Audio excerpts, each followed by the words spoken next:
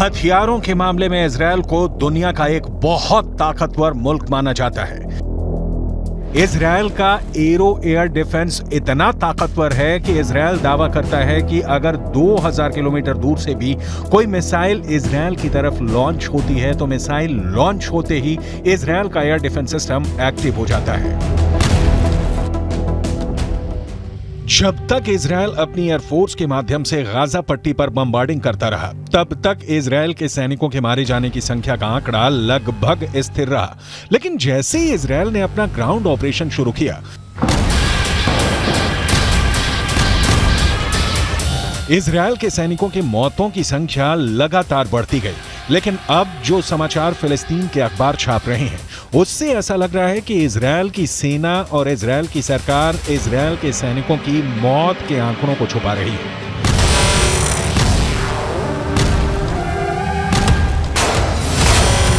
फिलिस्तीन क्रॉनिकल नाम के एक अखबार ने इजरायल के मिलिट्री सिमेट्री यानी इजरायल के सैन्य कब्रिस्तान यानी वो जगह जहां पर इजरायल के सैनिकों को दफन किया जाता है, उस जगह के डायरेक्टर डेविड वार्नर बरूच का एक इंटरव्यू छपा है। इस इंटरव्यू में इजरायल की मिलिट्री सिमेट्री के डायरेक्टर डेविड वार्नर ने कहा है कि इजरायल के अंदर हर घंटे एक इजरायली सैनिक का शव कब्रिस्तान में दफन होने के लिए आ रहा है। इस इंटरव्यू को फिलिस्तीन के अरब देशों के अखबारों ने हाथों हाथ लिया और यह दावा किया कि इजरायल के सैनिकों की मौत का आंकड़ा आधिकारिक आंकड़े से कहीं ज्यादा है। जेरूसलम के पश्चिमी इलाके में माउंट हर्जल कब्रिस्तान है और यहां पर इजरायल की सेना में काम करने वाले सैनिकों को दफनाया जाता है। मिडल ईस्ट मॉनिटर नाम की एक और न्यूज वेबसाइट में इस कब्रिस्तान के डायरेक्टर डेविड ओरेन का बयान छपा है। पिछले 48 घंटे में 50 इजरायली सैनिकों को दफनाया गया है। ये चौंका देने वाली बात है क्योंकि इजरायल ने दावा किया है कि 7 अक्टूबर से अब तक इजरायल के करीब 400 सैनिक मारे गए हैं। इनमें से करीब 80 सैनिक गाजा के ग्राउंड ऑपरेशन में मारे गए हैं। करीब 10 सैनिक लेबनान के बॉर्डर पर हिजबुल्लाह से लड़ते हुए मारे गए हैं और 300 से ज्यादा सैनिक 7 अक्टूबर और उसके बाद एक हफ्ते तक इजरायल के अंदर हमास के आतंकवादियों से सीधे लड़ते हुए मारे गए हैं। लेकिन फिलिस्तीन के अखबारों का दावा है कि ग्राउंड ऑपरेशन में इजरायल के सैनिकों के मारे जाने की संख्या आधिकारिक आंकड़ों से कहीं ज्यादा है।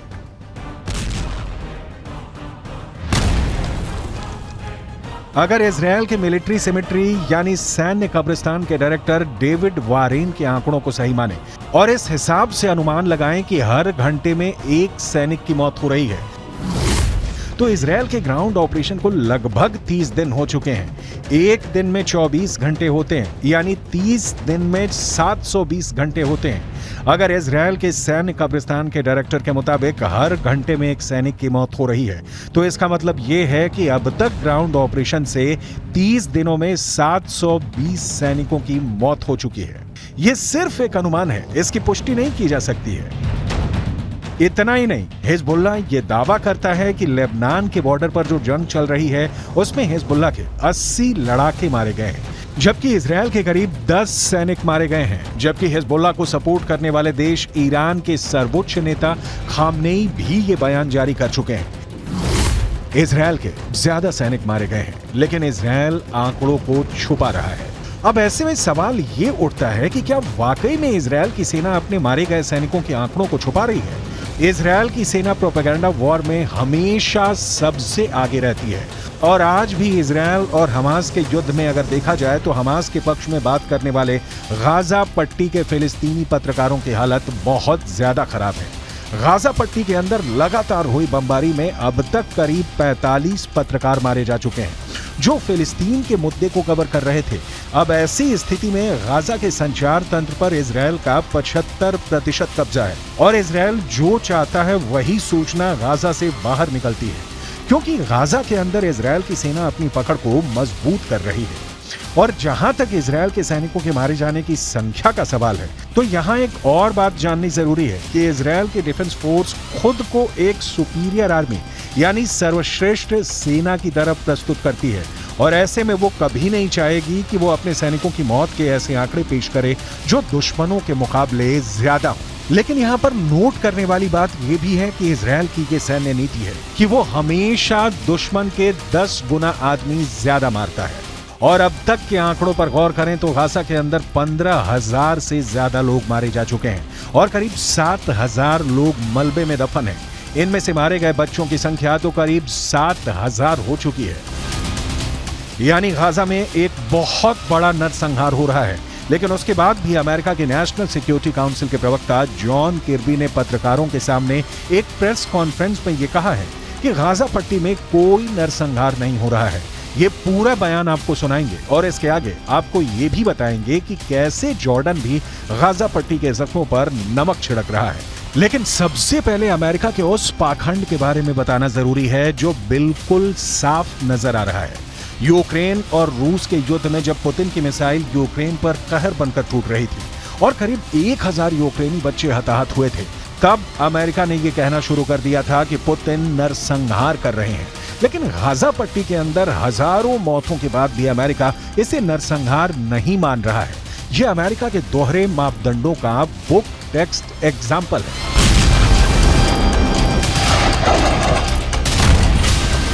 Hamas wants, make no mistake about it, is genocide.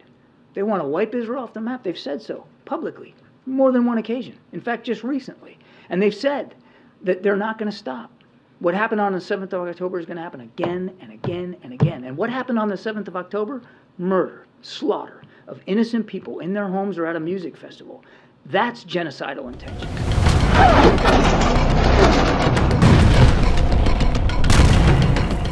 Malaysia के प्रधानमंत्री अनवर इब्राहिम ने कहा है कि यूक्रेन की घटनाओं को नरसंहार मानना और गाजा पट्टी की मौतों को नजरअंदाज करना वैश्विक पाखंड है। दूसरी तरफ अगर देखा जाए तो अब तक गाजा पट्टी के अंदर 30,000 से ज्यादा लोग घायल हैं और गाजा पट्टी के अस्पतालों की हालत क्या है ये पूरी दुनिया को नजर आ रही है। जॉर्डन ने गाजा पट्टी के घायल लोगों के लिए इजिप्ट के अंदर एक फील्ड हॉस्पिटल बनाया है। किंग अब्दुल्ला के बेटे खुद इस अस्पताल की निगरानी करने के लिए गए। लेकिन आपको जानकर हैरानी होगी कि इस फील्ड हॉस्पिटल में मात्र 40 बेड हैं, जबकि गाजा के अंदर 30,000 से ज्यादा लोग घायल हैं। और इन हालातों में एक फील्ड हॉस्पिटल में मात्र 40 बेड का इंतजाम लोगों के साथ एक क्रूर मजाक है। بس اهم شيء المعنويات تظل عاليه ان شاء الله يعني احنا زي ما بنعرف الجيش العربي ما شاء الله احنا دائما بنقوم بالواجب واقل شيء بنقدر نعمله انه نحاول نساعد اخواننا في غزه وفلسطين فاكيد بدنا نعمل اكثر دائما بس انتم ما شاء الله يعني فرصه انكم تساعدوا الناس ونقدم الشيء اللي هم محتاجين ان شاء الله. احنا كلنا فخورين فيكم وراح نتابع كل الامور اول باول.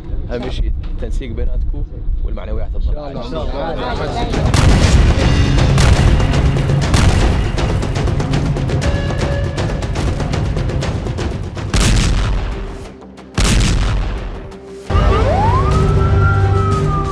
इजरायल अपनी टेक्निकल सुपेरियरिटी की वजह से अजेय है।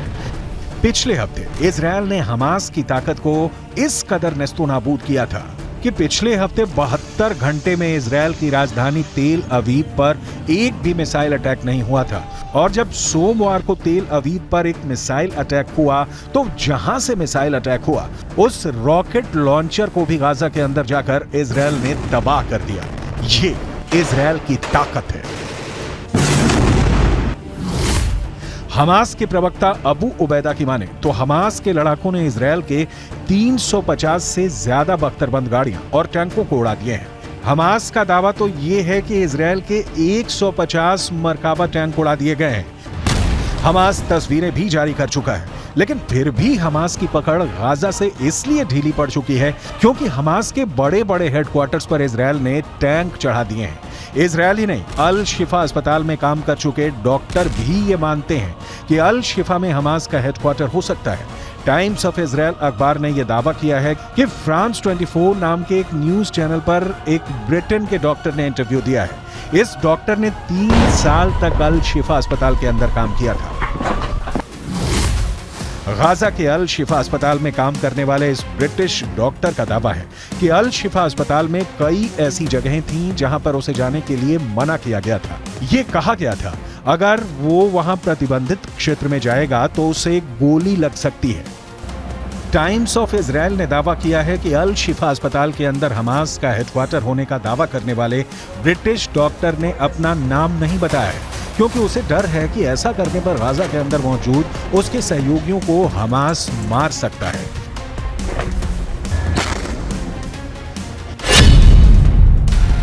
अल शिफा अस्पताल में काम करने वाले इस ब्रिटिश डॉक्टर ने आगे कहा कि सावधान किए जाने की वजह से मैं गाजा के अल शिफा अस्पताल के प्रतिबंधित क्षेत्रों से दूर रहा, लेकिन मैंने कुछ संदिग्ध से नजर आने वाले ऐसे लोगों को अस्पताल में हर समय अंदर और बाहर जाते देखा था जो चिकित्सा कर्मी नहीं थे।